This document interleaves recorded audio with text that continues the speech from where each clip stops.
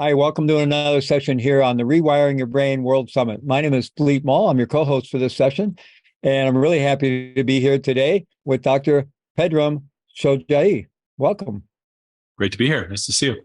Well, it's really great to have you. I've just been exploring your work, and it's fascinating. So I've really been looking forward to this conversation.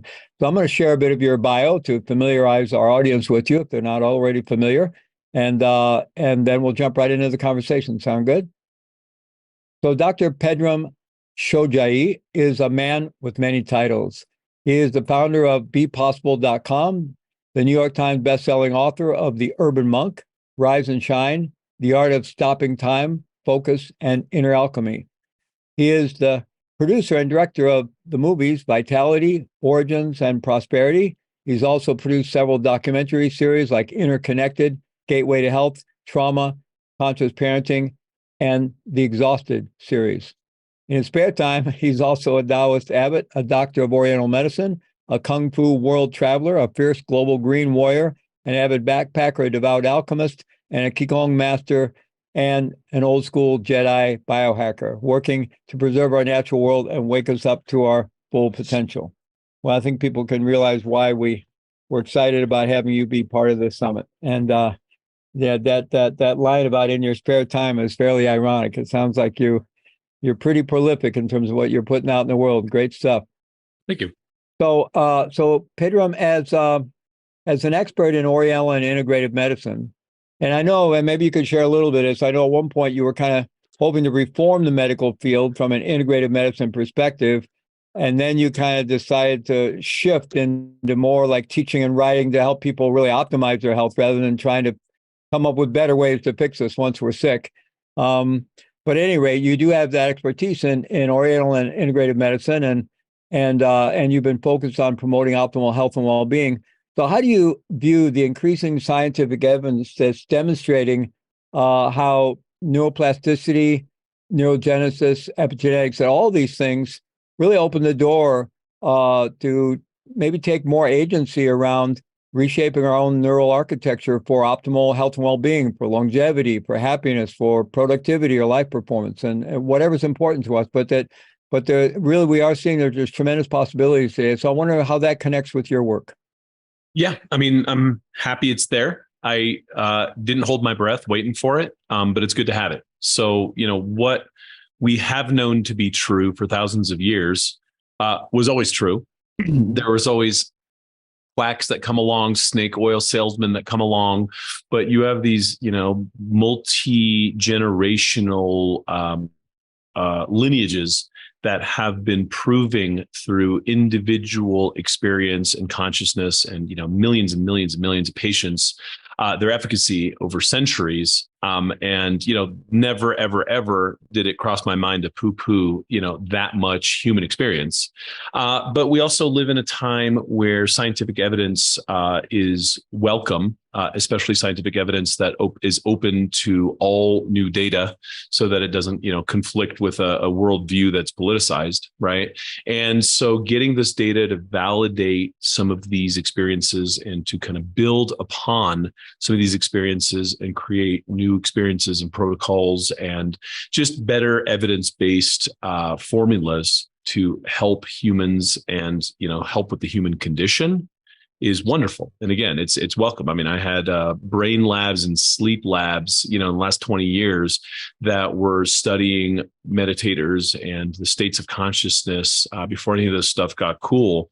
And I got to say, it's a really wonderful time to be in this inquiry. I also think it's a dangerous time. I think, there are people that want to, create a device and make gajillions of dollars and, make the shortcuts be the path. And I have a lot of cautionary tales against that we could get into. But I think the exploration of the human state consciousness and our ability to get back in the driver's seat and find agency and happiness with the mind is kind of front and center in the medicine of the future. And I think that we are, again, we're in an era where we are finally getting to find ways to map this, right? We didn't have these tools 20, 30 years ago when I got in this game. Well, I love the balance that you present there, and I really appreciate it. I mean, like you, I've been involved in two deep Buddhist lineages for more than 50 years. And along the way, as the neuroscience developed, there's some people who say, well, duh, we already knew that, I don't really need this to be confirmed. But as you said, I think it has also opened the possibility of new syntheses, new protocols. I mean, even my own teaching of meditation and mindfulness, which is really grounded in the Mahamudra and Dzogchen tradition of Tibetan Buddhism, as well as in Zen Buddhism and other traditions. Actually, I started off with Taoist meditation, living up in the mountains in Peru back in 1972. But it has refined how I teach. A deeper understanding of the neuroscience, the neurophysiology, has I think influenced the way I teach and the way I structure it and introduce. So I think there's that balance there. But I also like the fact that you brought up the fact that everybody's looking for shortcuts, obviously, and there may be some shortcuts. I mean, I know you're involved in biohacking on a level, and that try to how to optimize our own health, and there may be some maybe shortcuts isn't the right word, and that word hack gets overused, but nonetheless, not substituting that for the tried and true, developments of being on a path, right? I mean, there's some things, even though you can have the most extraordinary experiences in the world, and I think we have found ways to accelerate those experiences, even the whole world of psychedelics and so forth. But I don't know if there's any substitute for the time it takes to really deepen and mature as human beings, as spiritual beings, as emotionally intelligent, wise beings. I think it still requires time. So I'm glad you brought that in. Yeah, and time's a scarce resource, and time is monetized, and time is fleeting, and all of it, right? Mm-hmm. But there are very specific algos. Like, oh, I'm wearing a device right now. I love this thing, right? And I like the science behind it.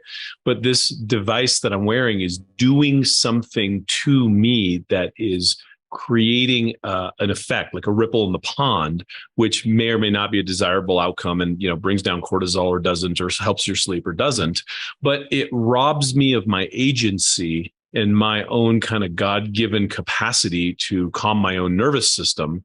And so you got to be careful in how you use the gadgets, because you can very quickly get into this practice of, pardon the kind of Judeo-Christian term here, but idolatry, right? And so, if I give my power of relaxation to this gadget, or my power of introspection to the ayahuasca, I've lost the baby with the bathwater. And I think that conversation has been hijacked by the tech bros and the Wall Street guys now trying to monetize all this stuff. And there's a lot of danger that is also on this minefield. And so, as an old school guy who used to have hair and has been around this block, I also have to tell a lot of cautionary tales, because we've seen this before. It keeps coming. And, there's a lot of people that are trying to catch the flies with the shiny lights, right? And that is also a very dangerous path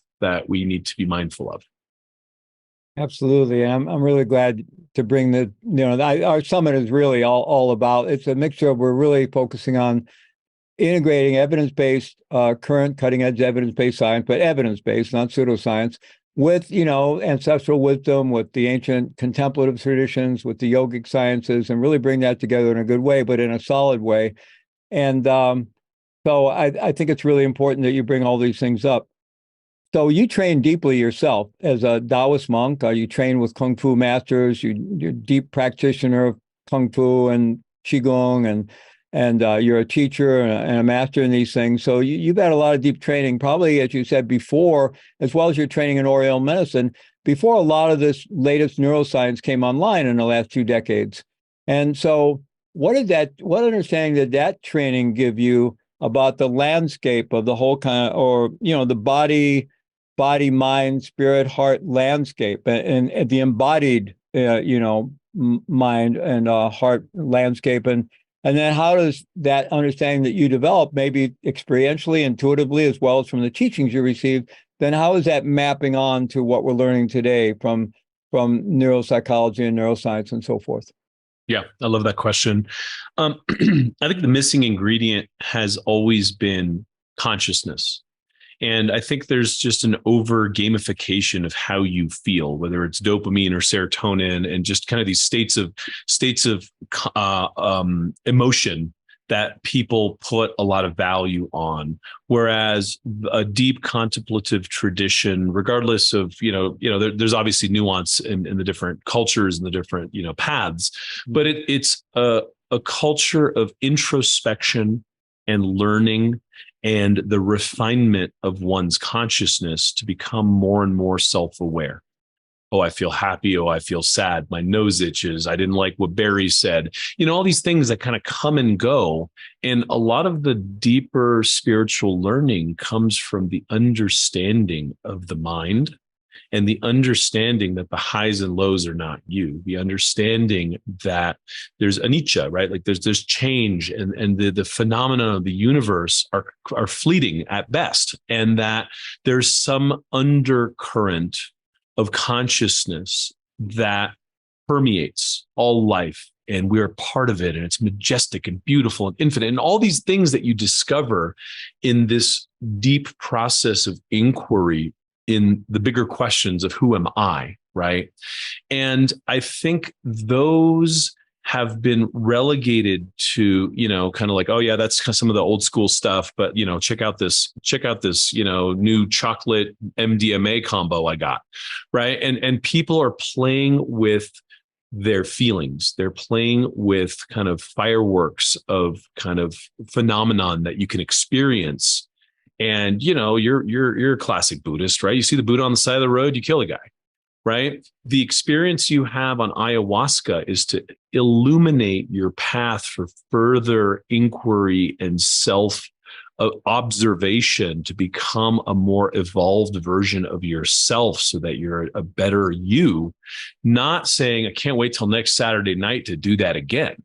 Right. And so there are all these kind of trends that have kind of emerged that I think tap into the deepness and then step out. I was doing QEEG analysis on meditators back in like the early 2000s.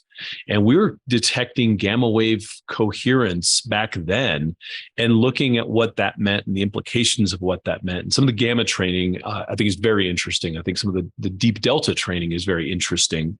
And we were looking at it again in the examination of consciousness and what it is and how that can help a human round out their experience and understand how to better navigate this thing called life. Not necessarily some of the technologies right now. And again, I'm being trite because there's so much out there and so much wonderful stuff out there. So I don't want to be a hater on the technologies. I think there's some great stuff out there. But a lot of it is also now designed to optimize your productive capacity as a billionaire CEO, right? And all these things that are not necessarily where this stuff came from. Now, are we out in left field and completely lost? I don't think so. But I think anchoring it into where these, age-old traditions came from and not losing sight of the inquiry and the gnosis is an important part of this conversation that I would like to kind of hold down as we talk about all the technologies and emerging trends. Well, that's really fascinating, and there's so many countervailing trends and forces going on there. So many different areas we could explore. I mean, yes, there's this idea of kind of developing an inner technology that can optimize the productivity and life happiness for the billionaire CEO, and that seems to be a very strong wave at the moment. And that we're kind of talking about it in streams. We could also talk about how that makes things available to everyone to maybe bring a little, more well-being into their lives. And previously, some of the real fruits of inner work were kind of relegated to the ascetics and the yogis and the monks, and weren't really accessible by the mainstream at all. So there's that too, and also kind of what you're bringing up. There seems to be a focus now. I mean, leave psychedelics and substances aside, but there seems to be a focus on tailoring even meditative methods and breath work and different things to more quickly get into states that people often maybe spend a long time to arrive at through conventional meditation. And in many ways, because maybe they weren't receiving the best instruction. I mean, because a lot of people are just told to go sit. And, you spend 15, 20 years just trying to wear out the monkey mind. And then finally you start to have some experience. Well, I don't personally believe that that's very effective or it needs to be that way. So I think there is some benefit in, but at the same time, very much in my training, if you're chasing bliss, you're off the mark. And you're trying to concretize thing. The practice is really being able to be with what is. And also what's missing from that attempt to just, whether we're chasing bliss or even just trying to really get shortcuts to creating deeper well-being, what's missing from that is that deep inquiry, that who am I, right? The deep introspection, the classic inquiry that's taken people into the depths of understanding what it means to be a human being. And so, kind of how do we balance these things? And also, but there does seem to be some science that points to the fact that if we can drop into a state of kind of deep flow, deep well-being, through meditative means, and that there is some benefit to being in that state. There is some brain rewiring, remapping that goes on by spending some time resting in a deep state of well-being and flow. And so, it seems like there's a lot of different angles here and how to find our way through to something that really is offering great possibilities for improving the quality of our lives, while at the same time not abandoning the deep inquiry that was really always behind these spiritual paths. I think the Hindu tradition in particular has a really good roadmap for this. There's the ascetics and then there's the householders. Mm-hmm. The ascetics are the guys that shave their heads, go up in the monks and nuns that go up into the monasteries and really get to kind of sit in this and sit in the inquiry and take the time and dilate the time for this particular type of experience. And it was understood that the ascetics played that game. Now, if you're a householder and you got bills and you got college tuitions and, traffic and drama and all of it, then the understanding was you would do this thing and provide for your family and have whatever your kind of practice is, your spiritual hygiene, if you will, to optimize your path through the world, your worldly path. And then hopefully at the end of your years, you'd have this golden years era where then you'd go sit on your butt and meditate and kind of, answer those questions, but you are on a different path in this lifetime. Mm-hmm. And I think having that contextualized for folks who are on a householder path, that are doing things to say maybe bring down cortisol or help them focus or, get the body out of fear mode so that they can be a better parent or a better steward or whatever, but not misunderstand that is, it's palliative and it's not the actual spiritual path. And to understand that you have to leave space for that and kind of hold that in, kind of in your mind's eye for the future or for Sundays or whatever it is. But to understand that the rest of it then is just trying to optimize your experience on this rocky road. I think that really helps because then you're not mistaking one thing for another. You're not mistaking the tapping or the buzzing or all the gadgets that can help make life easier for an actual gnosis, right? For an actual path of self-discovery. And that way, within context, you can compartmentalize and know what you're doing when you're doing it and not fool yourself. Absolutely. So bringing this into what a lot of us are dealing with as householders in the modern world, let's talk about the impact of stress on the brain, especially chronic stress, and how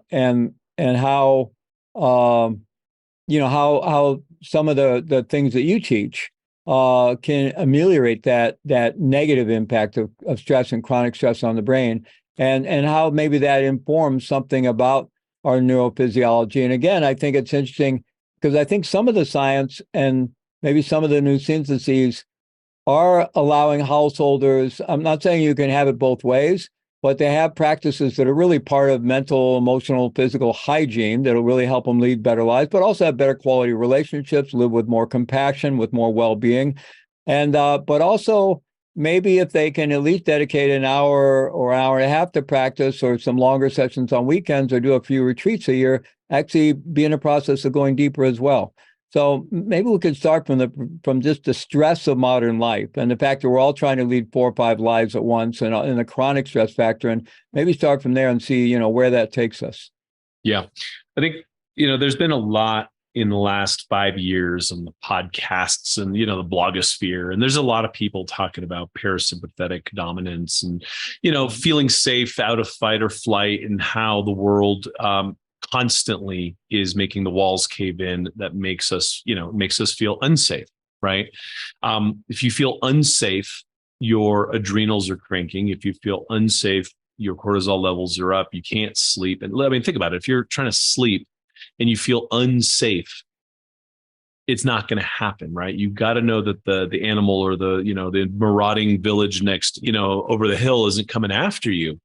And so how do we approximate that? How do we create kind of an island of safety in our lives so that we can actually be in our rest and digest nervous system, so that our immunity, our brain function, our higher order cognitive thinking, all these things that kind of come online when we are not at war, right? And we could actually put money into, fixing the roads and funding school books, right? That happens when you're not in a wartime economy. So how do you set up a peacetime economy in your life so that your body can thrive and your brain can think and function in a way that's meaningful? So yes, practices, absolutely. The gold standard is to do the practices until the practices become such an integral part of you that they kind of move their way up into the mothership. They become part of your operating system. You're just better at handling stressors as they come, and you're a resilient human being. Now, you're sitting there thinking, that sounds great, but I'm not that.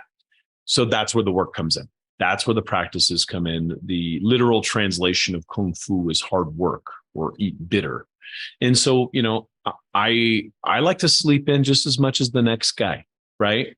But I get up and I do my Qigong, because year after year, it has proven to me to build my resilience and allow me to manage the stress and the constant arrows that are flying at me as a prolific film producer and, CEO and all these other things that I've taken on after the monastery, so that I don't collapse under the weight of their burden, and my body does not start to go in the wrong direction because it no longer feels safe. So it stores fat, and it, cranks up my blood sugar and all the kind of, pro-inflammatory things that come with stress. So I think you have to work towards living there. And we're all a work in progress. We have our big T and little t traumas. We have our histories. We have our dramas. We have, illness, car accidents, things happen in life. So for me, I think the practices are a non-negotiable fuse lengthening exercise that need to be done every single day to build that resilience so that you can live your life in a place where your body is thriving and your brain is functioning correctly. And I think, and again, that's where on that level, all the gadgets and the tools and the biofeedback and the neurofeedback, all that stuff is phenomenal. And it's proving to be highly effective for like certain patient populations in particular. And net, we see good results, right? I will take a patient with less cortisol levels and better sleep any day. I don't care how they got there in a lot of ways, because now I know their body can heal and recover. So I want to explore some of that territory you were just referencing in terms of your own life, but also in terms of your latest book. But first, I want to, you brought up the practices. So I wonder if you could sort of just talk about the relationship, the contrast between practices, traditional, meditative practices that are usually done sitting, or, they're kind of dropping into doing nothing and, into that state of introspection and being, and they're, personally, I teach them in a very embodied way, but it really is about dropping into a deep state of being, and facilitated by silence and stillness and so forth. And then there are all the movement practices like Kung Fu, like Qigong, like yoga, Hatha Yoga, and so forth. So I wonder if you could talk about those two areas of practice in your own experience and how they interrelate, how they, the relationship between those. Yeah, I'm a big fan of the moving practices for the Western mind. In fact, this morning I went and did an in service in my 7-year-old daughter's classroom because they wanted me to teach meditation to the class, and I got them up and got them doing things because the tradition I come from always talked about the eyes, mind, body, and breath being in sync.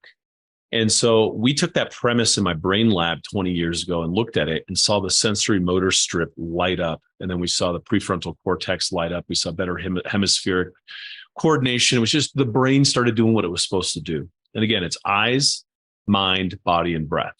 So I've become a big fan of Tai Chi and Qigong and the movement-based practices that are coordinating your mindfulness with your movement. Because let's face it, it takes all the king's horses and all the king's men. And we have such fragmented consciousness. We live in an economy that monetizes your attention. And so it is such a scarce resource, your attention. And it's so hard to pull it back into the sphere of your own consciousness and actually master where your focus is at any given moment, that I've found it to be particularly useful to start with the movement-based exercises for people that, don't have access to that kind of those inner states. Because if not, you're like, hey, sit down, shut up, and pretend it's working for you. And people could sit there for 30 years in a Zendo thinking about their bills or what Betty said. And so I think that the feedback mechanism of watching a student whose instruction it is to keep their eyes on their hands. And, again, I was doing it with a bunch of 7-year-olds this morning. There's 3 of them that were doing what we were, supposed to be doing, 2 of them laughing, 1 of them looking off in the distance and all of it. And so right then and there, I'm like, hey, look at your hands, right? And bringing them back to center through a particular set, like an algorithm. It's like a macro, right? And as it kind of captures the senses, the mind, the internal state, and all of it, we see a very powerful activation in these individuals who oftentimes will report feeling a way that they had never felt before and experiencing something that is new to them. And then from there, great, you found some gold, keep digging. They might have a seated meditation in 6 months or, 6 years or never. But, I agree with you that, look, people are wherever they're at. You got to kind of grab them where they're at and then bring them in.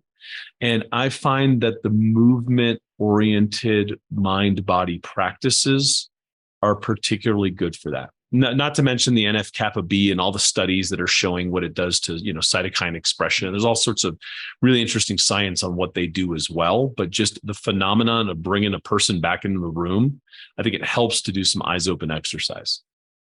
Yeah, I agree. I think the movement practices are very accessible, especially for folks in modern life.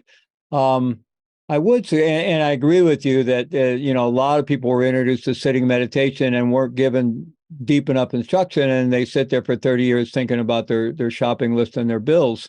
So the one thing, though, is, we're kind of in a modern culture, we're addicted to doing. And movement practices, even though my wife is a wonderful Qigong teacher, and I've done a lot of Qigong and Tai Chi and yoga and so forth.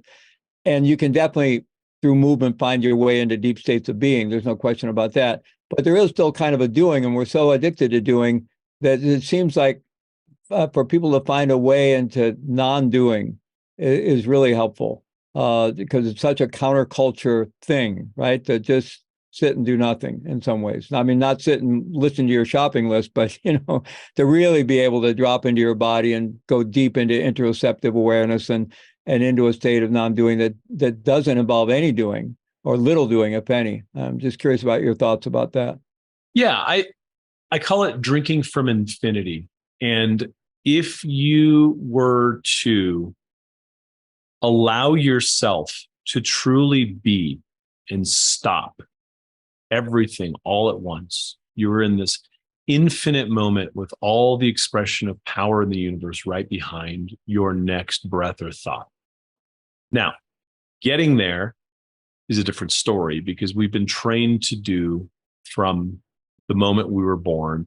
And so we have a pathology of doing, right? My Zen master used to always say, if there's only one thing you're going to do, ask yourself this one question, which is, what am I doing right now? And then whatever that is, just stop. And so we have to there's so much work that we do trying to be ourselves. We don't know how to be. We do. And so in that, I think that there's just this weird kind of juxtaposition where we have to do to learn how to not do, which is, again, just this cosmic joke of the human experience. But, we are where we are. Like, just training someone to be is very difficult. And better than most, there are many traditions that have many techniques and many ways to try to approximate that, to get that state of being.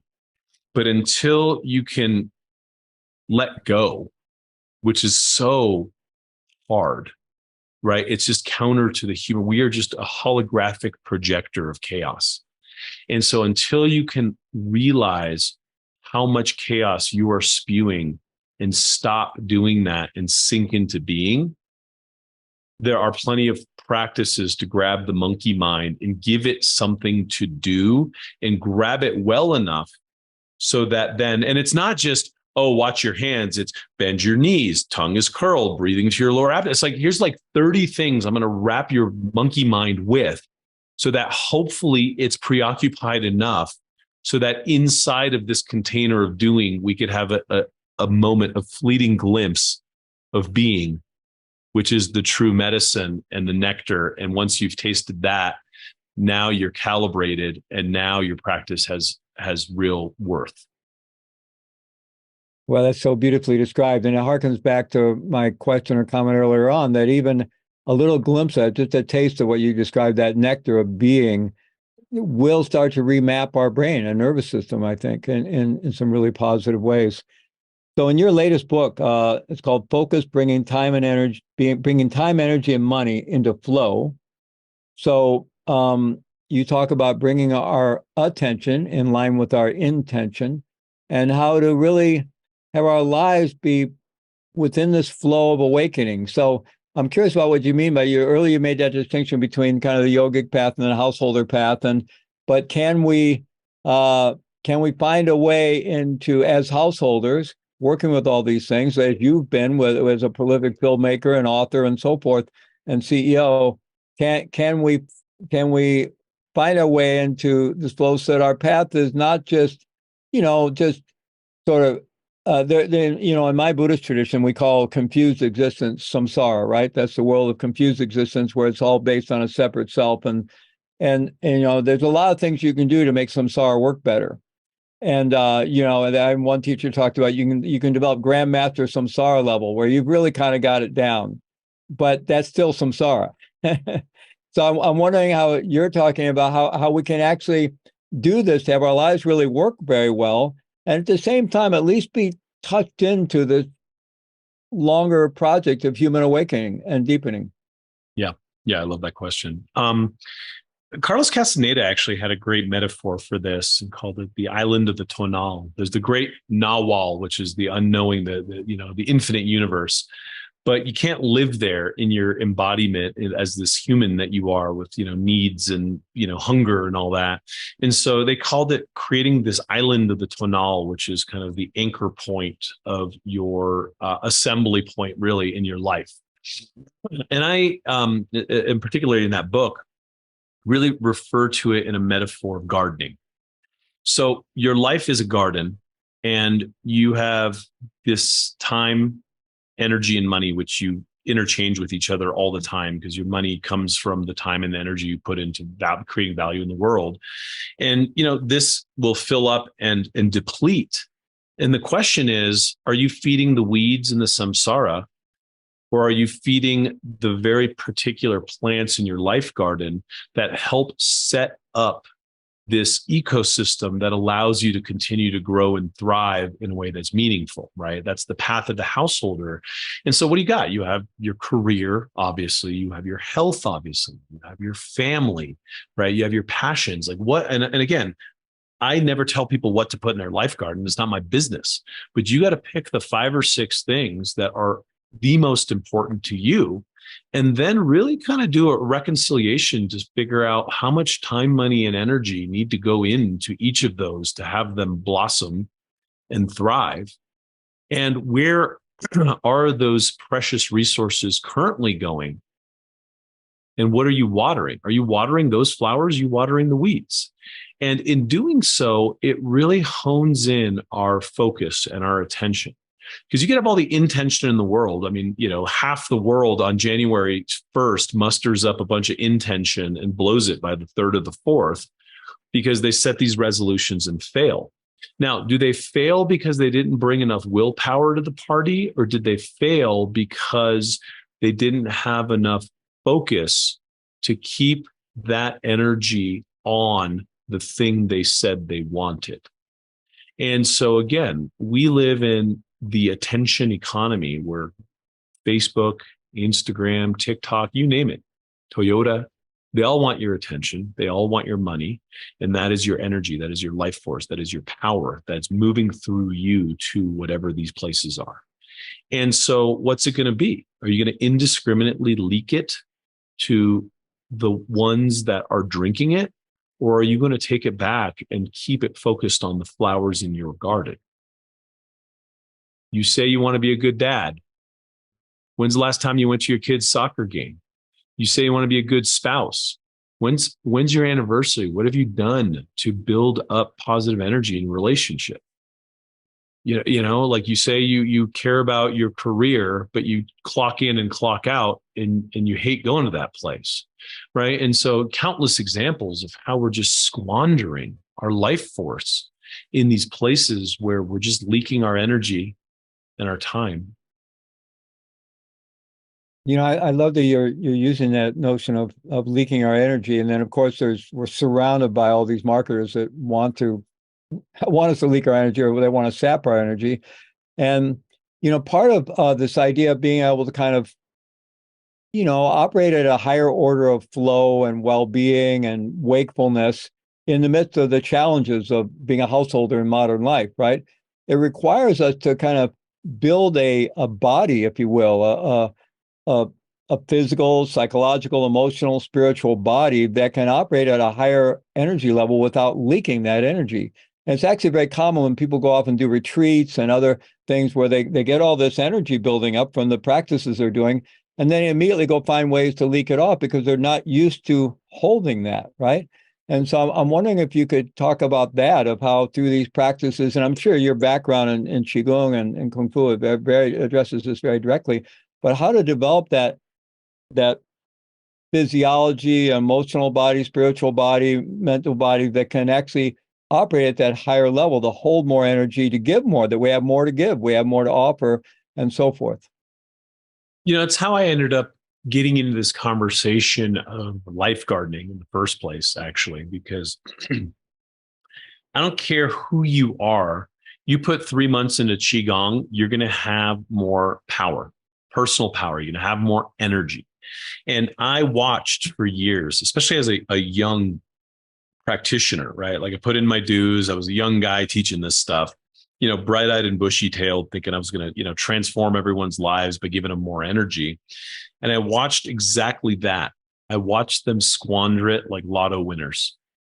And they could not hold the amount of power that they had generated. And they needed to come down to a lower level, whether it was their trauma, whether it was their anxiety, whether it was their belief system about the world.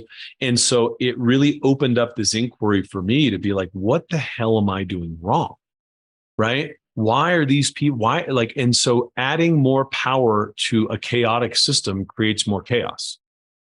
And so it really became a question, or it's like, look, if you want more energy, go drink a Red Bull. You'll feel it in a minute, and you'll squander it in a day, and you'll need to sleep it off. But there it is. There's more power. What did that do for your life? What did that help build in terms of that ecosystem? And so, yes, the physical container, I call it the wheel of vitality, is critically important. Diet, exercise, mindset, sleep. If you don't handle those wheels on the bus, the vehicle cannot handle more energy. Okay.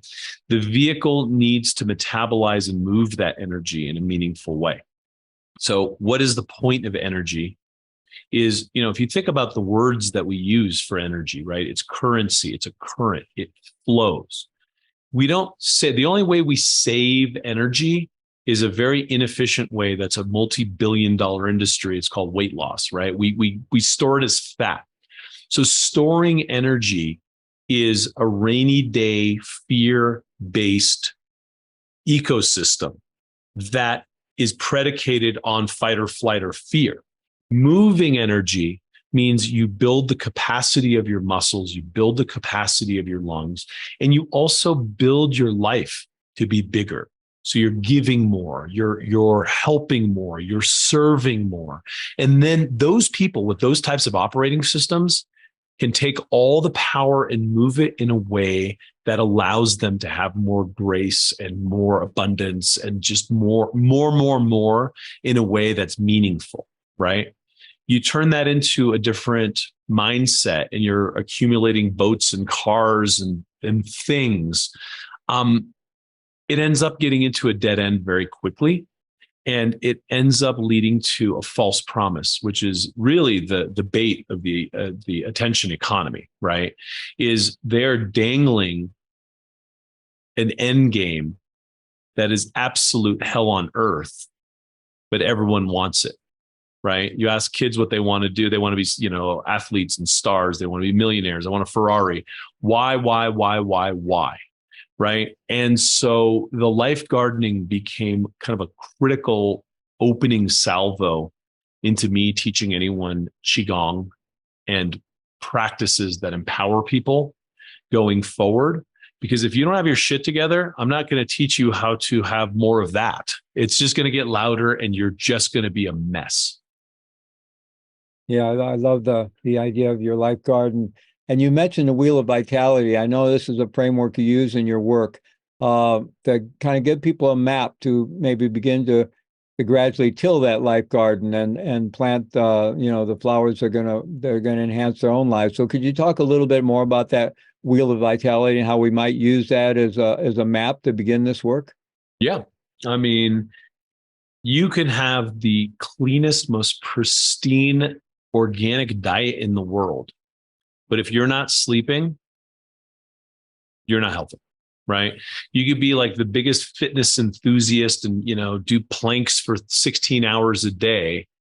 But if you're going through a divorce and are having a real kind of psycho-emotional crisis, you're not going to be healthy. And so it really comes down to balancing all of these things. And I'm so sick of the one size fits all narratives that are out there trying to, again, part of that attention economy is like, just do my diet, eat my thing, do my one practice. It's all of it, right? It's an ecosystem: diet, exercise, sleep, and mindset, right? For me, and again, these are just structural kind of constructs to help us understand how to balance out this thing called vitality. But all of those wheels need to be turning simultaneously in order to kick on the lights so that you have this true thing called vitality, because then that energy becomes the currency of your life, not just physiologically to power your, cells through mitochondria and, get the show on the road so that your body is thriving, but to also have the energy to get up and say, you know what, I'm going to do something about the homeless problem in my town. Who does that? Someone with energy or someone without energy, right? That power has to come from a biological, physiological base that then overflows into the family, the community, and the world. So how do you fix the world You start with yourself, right? You start with every cell in your body. You start with the balance of this amazing, amazing thing we call our bodies.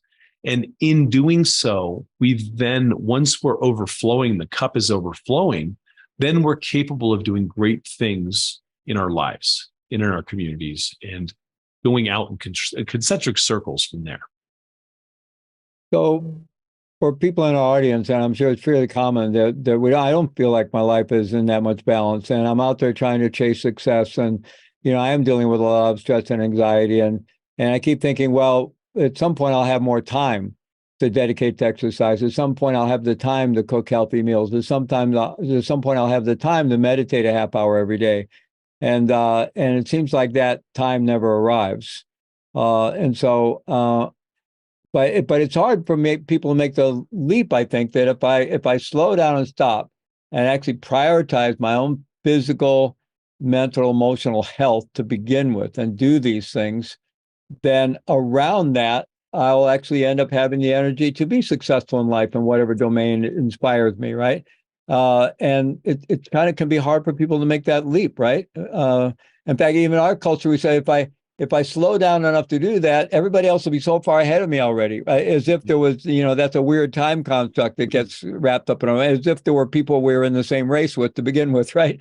But, I mean, people, I think we all deal with those kind of obstacles from time to time in terms of getting started with really prioritizing health and well-being as the foundation for a life of meaning and success, whatever that might be for us. Yeah. And I think that is a critically important concept to stop. If you're listening to this right now, stop in your tracks and understand that tomorrow doesn't exist. 10 years from now, your life is going to look exactly like it looks right now, with less energy, less hair, and less vitality, unless you do something about it right now. Right now. Which means, and it doesn't mean I need to strip away my career and go become a yoga instructor. And I see this a lot, like, oh, I was an iBanker, now I teach, Kundalini. And you're like, okay, that's cool. That's pretty aggressive. Like, you could have stayed an iBanker who, rested more throughout the day, and you would have had, you wouldn't be sweating your bills right now. Right. And so it doesn't mean full stop slamming the brakes. Now, if you have a cancer diagnosis, maybe it does, maybe it doesn't, right? But it means establishing balance and taking dominion over your calendar right now. You want to exercise? Where are you going to do it today? Where can you find the inefficiency in your schedule, and where can you throw 30 minutes of exercise? You need to meditate? Great. Get up 15 minutes earlier. Stop watching TV, right? There are 1,000,001 places in a 24-hour day that we can eke out just a beachhead of lifestyle that then starts to compound interest and beget more energy, more happiness, more vitality. And then you can kind of keep paying that forward into your life. And when people tell me they don't have enough time, what they're actually telling me is they don't have enough energy. And if you had more energy, you would be able to manifest more in your life. So let's look at the inefficiencies of your day. Let's look at the biological inefficiencies. If you're, huffing paint, or you're in a new car that smells like, the factory that it just came out of, those things are also snuffing out your mitochondrial health and will be bringing down your energy. But for me, energy becomes the currency of life. And time is how we make room to fill energy back into ourselves and fill energy back into our lives. And it doesn't take as much time as you think. You're just trapped in time, so you don't know how to stop it, right? I will have micro practices all day, every day that fill my tank back up, because I realize I don't need to go to Maui every time I feel stressed. I just take a few breaths more often in the day, and I never allow myself to get knocked off my perch. That's what meditators learn to do, right? And so it becomes mental, spiritual hygiene in your day-to-day that allows you to stop time. And I think that in and of itself once plugged into your life, will radically transform your life within a couple weeks. So if you got anything from this talk, do that. That's incredibly helpful. And I think for a lot of us, getting started on that requires, I know there's a phrase you use that I use all the time in my own teaching work, of getting more in the driver's seat of your own life. And for a lot of us, we feel like life is something that's kind of happening to us. I mean, we all have our childhood conditioning, for better or worse. None of us come through childhood unscathed. And we have that. And it's not as determinate as we might think. And then there's life circumstances. And a lot of us just kind of live in that space in a reactive way, and kind of just, sometimes life's going well, sometimes it's not, and basically kind of feeling victimized by life. And when it's going well, it's because something's happening out there that I like, and it's not going well, it's because something's happening out there that I don't like. And we've never really been trained to really fundamentally embrace self-agency or get in a leadership position with our own being.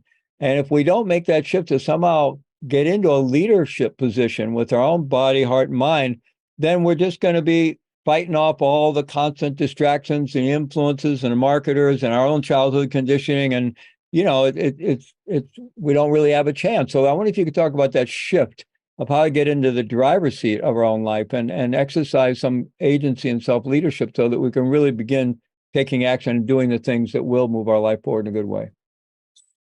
Just tell me what to do. Tell me who to vote for.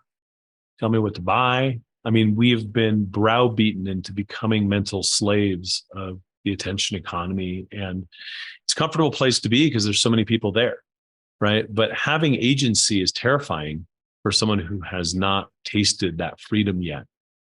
But every spiritual master that is worth their weight in anything would tell you that it's the only game in town, right?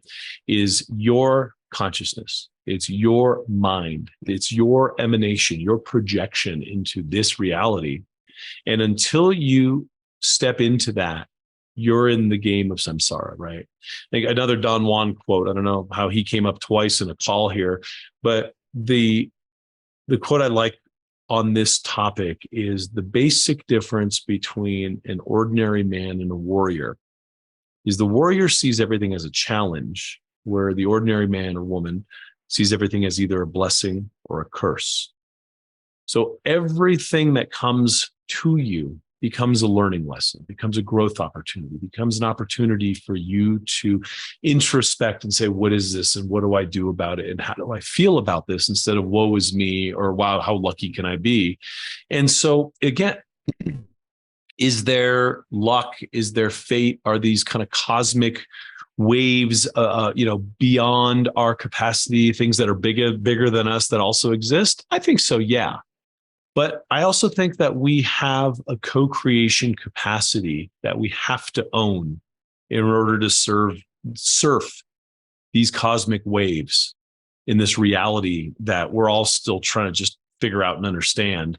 And I think the people that I know that are the happiest and, can look you in the eyes and you could see that they know, are the people that are playing that game, not the people that are being ushered around, being told how to think and how to feel and where to vote. Well, I suspect Carlos Castaneda is arising within this relational field we're co-creating here in our conversation, because his books were very seminal to me back in the 70s. And I love that idea of the island of the tonal. And I've often used a lot in my teaching work this whole idea of the petty tyrant, and how we actually see someone showing up in our life as that petty tyrant, and our backs up against the wall is actually like getting the brass ring, winning the lottery, because we're either going to go down or go up. But without those challenges, we're not going to really, reorganize ourselves at a higher level. We're not going to keep moving along the path. And seeing life's challenges in that way, is a very different mindset. There's actually in the Tibetan Buddhist tradition, there's a whole body of work on the gradual path teachings where they have volume after volume after volume of talking about how profoundly grateful we should be for all the challenges, the difficult people, the frustrations and the irritations that come into our life, because that's the only way we can develop profound compassion, profound patience, wakefulness. Right? We need these things to leverage our growth, but it's really turning the dial of the mindset. And I love that you articulated that so clearly. And, you talked about the island of the tonal, and I know that you talk about how how matter actually assembles around energy and the power of mind's influence there. Way 2,500 years ago, the Buddha said the mind is the forerunner of all things. So we often think if I could just rearrange all this physical stuff in the world of matter, then my life would work. And I think you're pointing us in a very different direction here. So maybe that might be the last point I'll invite you to reflect on, and then yeah. Yeah, it's really the cart before the horse, and it's also the central delusion of the human condition, looking out at the hologram and trying to rearrange the image instead of realizing that you are the projector. And that right there goes back in multiple traditions as really the fall of our consciousness and not understanding our God self or our true self or our infinite nature. And really, it starts with the mind. It starts with the clarity of vision and focus. And then the life assembles around it because the energy will follow the mind, and eventually that energy will congeal into material form. And you can get other people to co-create with you and all of that. But that's really it, right? That is the profound spiritual science of all of it. But we are so afraid of the power that we can wield because the samsara and because the chaos and because the noise governs the projector, that we wouldn't dare sit in that seat, because it's like me jumping into a F-35 fighter plane. I'm just going to crash the damn thing. Right. And so that's where the practice comes in. That's where the training comes in. That's where the discipline comes in, to be able to wield the infinite power that is available to us in our consciousness once we truly realize who we are. Right. And that, again, that's a lot different than the take my gadget as the new upgraded Quaalude conversation that's happening on certain levels of our culture. Well, this has been incredibly rich, fascinating, and just a wonderful conversation that I found personally very enriching. And thank you so much for everything you so generously have offered today, Pedram. How can people like to learn more about your work, about you and your work? Where can they find you? Sure. Thank you for that. And I've really enjoyed this conversation. It's nice having real conversations with people who, been around the block. TheUrbanMonk.com. Books, films, blogs, resources, all of it. It's where I hang out. Great. Well, I really encourage people to check out TheUrbanMonk.com. And Pedram Shojai, thank you so much for being part of our summit. This has been just really a joy, and I look forward to more. Thank you very much. What a delight. Be well.